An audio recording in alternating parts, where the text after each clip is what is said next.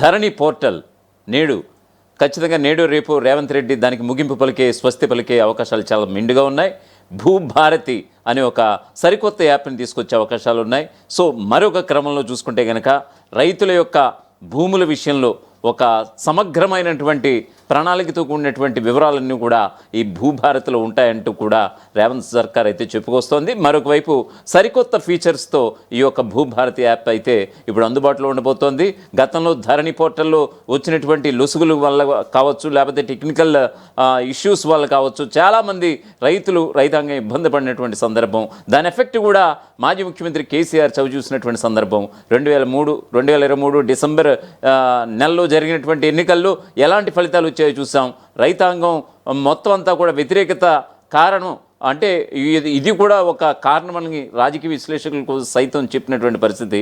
So ధరణి portal వల్ల మాజీ ముఖ్యమంత్రి కేసీఆర్ ఆనాడే ఇబ్బందులు ఎదుర్కొన్నారు.